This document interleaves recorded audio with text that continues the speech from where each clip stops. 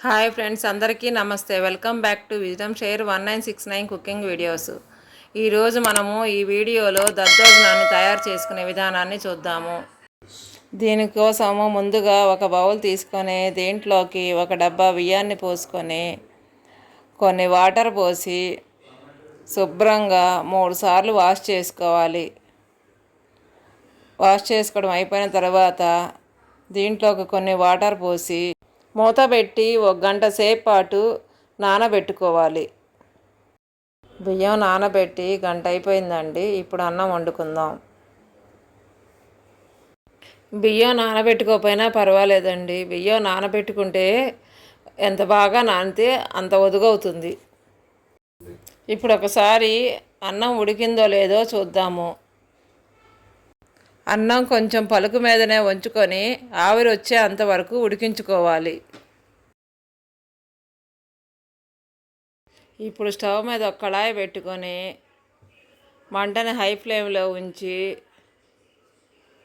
నీళ్ళన్నీ పోయిన తరువాత దీంట్లోకి 2 స్పూన్ల ఆయిల్ వేసుకొని నూనెంతా వేడెక్కిన తరువాత మంటని లో ఫ్లేమ్లోకి మార్చుకొని దీంట్లో 2 స్పూన్లు పల్లీలు వేసుకొని కొంచెం వేగే అంతవరకు కలతిప్పుకుంటూ వేయించుకొని దీంట్లోకి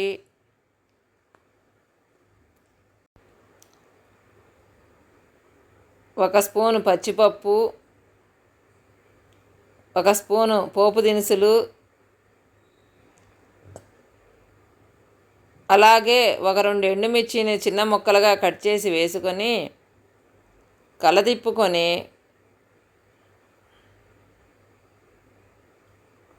కొంచెము ఇంగువ కూడా వేసి ఇవన్నీ కూడా వేగే అంతవరకు వేయించుకొని అలాగే కొంచెం కరివేపాకును కూడా వేసుకొని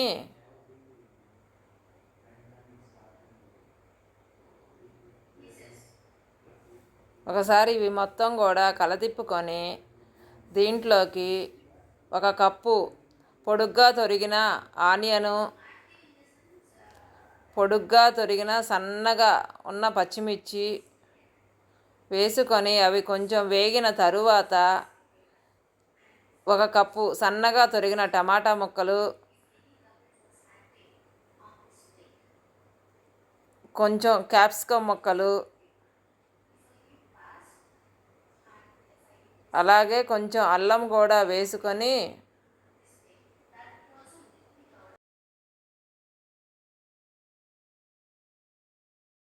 ఇప్పుడు కొంచెం మిరియాల పొడి వేసి మొత్తం కలదిప్పుకొని దీంట్లోకి 1 కప్పు క్యారెట్ తురుము కూడా వేసి ఇవన్నీ కూడా మగ్గే అంతవరకు కూడా మూత పెట్టి ఒక 5-6 నిమిషాల పాటు మగ్గించుకోవాలి. మధ్య మధ్యలో మూత తీసి కలదిప్పుకుంటూ ఉండాలి. ఈ మిశ్రమం అంతా మగ్గిన తరువాత స్టవ్ ఆపేసుకొని దీంట్లోకి 3 గంటల గడ్డ పెరుగును కూడా వేసుకొని తగినంత సాల్ట్ కూడా వేసి ఇది మొత్తం కూడా పెరుగుకి ఆ మిశ్రమం పట్టేలాగా కలదిప్పుకొని దీంట్లోకి మనం వండుకున్న అన్నాన్ని కూడా వేసి అన్నం మొత్తం కూడా ఈ పెరుగు ఆ మిశ్రమం అంతా పట్టేలాగా బాగా కలదిప్పుకొని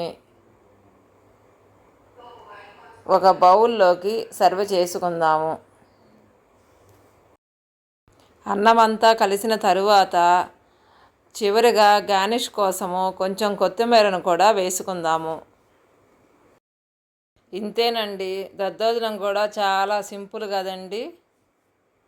మీరు కూడా ఒకసారి ట్రై చేసి ఎలా వచ్చిందో కామెంట్ బాక్స్లో కామెంట్ చేయండి.